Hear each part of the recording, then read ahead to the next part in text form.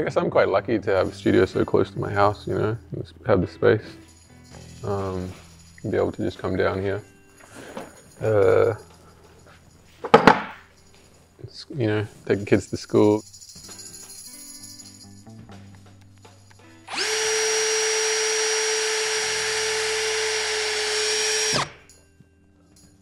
Yeah. I've done works that have referenced literature, in particular Robert Louis Stevenson before. So it was like a continuation of that idea of Treasure Island, but like it also touches on like my interest in objects and in collections and institutions and how they kind of translate when they move between contexts. So it's kind of like tracing these objects through time and space and just kind of like opening it up so that they can have those relationships through time and space.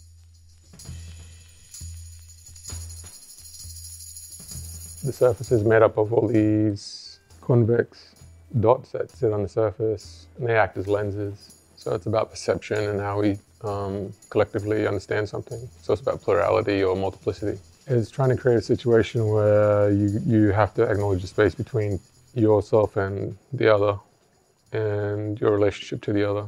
But like in acknowledging difference and celebrating difference. I think there's something important about lineage or ancestry that I kind of find for a lot of people in Australia, a lot of First Nations people. It's a big part of who they are. We have the oldest continuous culture on Earth. And I think it's important to celebrate that as well. I wanted to shift the kind of representation of them away from the traditional forms of representation. And this is just a way of me being able to do that.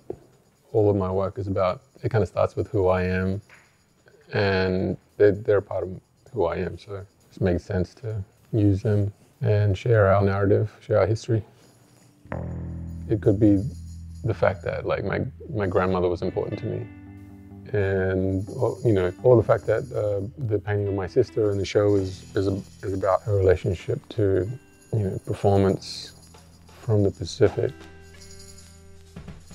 So I guess, you know, I guess Oakley's like concept, all the world's futures, he was thinking about stuff that we're going through right now, you know, like the traditional centers globally collapsing, and the peripheries are becoming more relevant to, you know, the dominant like narratives that are presented to us. In 2016, Stephanie Rosenthal curated the Sydney Biennale, and I was selected. It was kind of important to talk about where the paintings were going to be presented, and so they were presented at the MCA, the Museum of Contemporary Art in Sydney, and I kind of used that as my entry point into creating the work.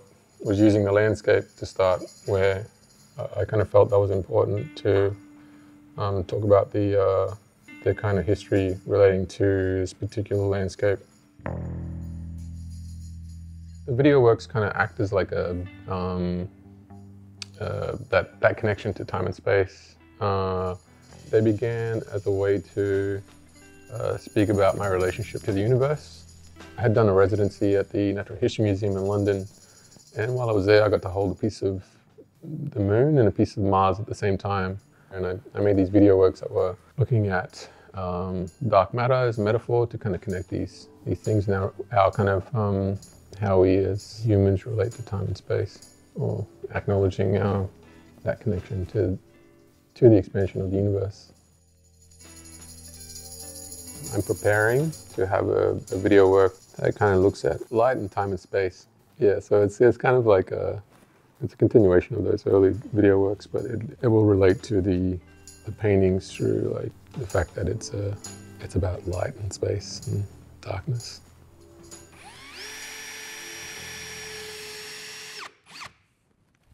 The idea of Treasure Island kind of like was present in my first body of work when I was at university and at art school, and it was a part of a series called the No Beard works, and they were kind of looking at icons of colonialism in Australia. So Lieutenant Cook, Joseph Banks, people that were integral to setting up colony here. So I kind of was using piracy as a language to kind of present these icons. So Treasure Island became a part of that idea of piracy, or like a stolen wealth.